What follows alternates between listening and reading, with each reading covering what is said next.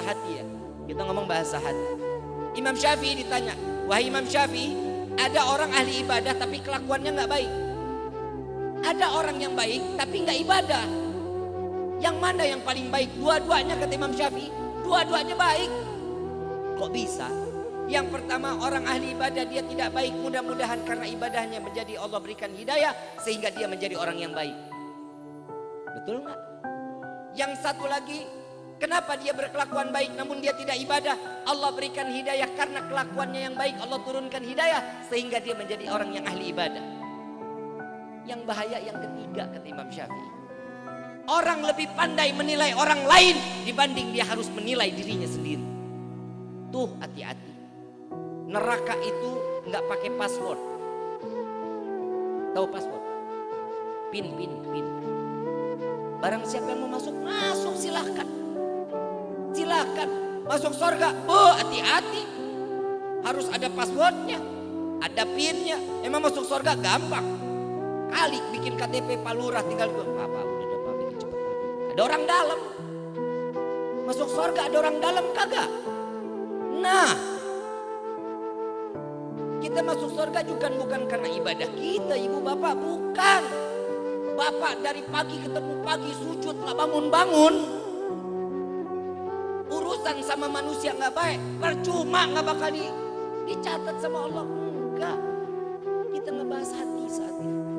Karena banyak hati kita udah banyak yang bobrok, hati yang curiga, iman kita penuh dengan keraguan kepada Allah. Tuh kita lihat. Ada orang yang, ya Allah, kalau kita mau ngomongin lagi nih masalah hati, kadang ada orang sesuatu yang nggak baik, tegur dong baik-baik. Jangan diboikot semuanya boikot. Kalau ada orang nggak baik, kita tanya, kenapa? Ada apa? Ada Habib Abdullah bin Syahab Ainut Tarib, meninggal baru 2 tahun atau 3 tahun yang lalu Bapak. Saya ngomong nggak pakai bohong, ini kejadian nyata. Kejadiannya jam 2:30 pagi ada rampok masuk ke rumahnya. Begitu masuk ke rumahnya itu rampok, Habib Abdullah ketemu sama ini rampok di dalam rumahnya. Ditanya, siapa kamu? Saya mau ngerampok rumah Anda.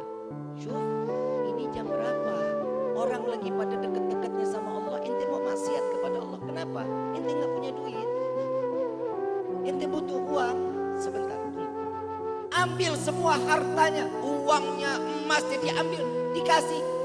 Lain kali jangan jam segini. Jam segini lebih baik buat sujud daripada maksiat kepada Allah.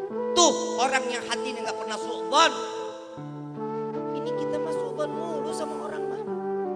Al-Imam Ghazali radhiyallahu anhu waradahu di dalam salah satu kitabnya Pak, ada orang ahli ibadah diberikan umur 1000 tahun. Dari mulai dia balik sampai 1000 tahun dia gunakan untuk ibadah kepada Allah. Saking nikmatnya ibadah, Allah berikan nilai plus. Malaikat disuruh turun sama Allah. Malaikat turun. Malaikat pemegang buku ahli surga. Kuncinya lu dikasih. Begitu ini hamba ahli ibadah nanya, wahai Tuhan, kamu siapa? Aku malaikat yang diutus oleh Allah. Apa yang kau bawa? Ini buku nama-nama penghuni surganya Allah.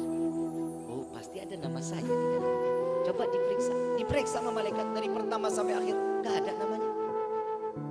Suruh periksa lagi dari pertama sampai akhir, gak ada namanya.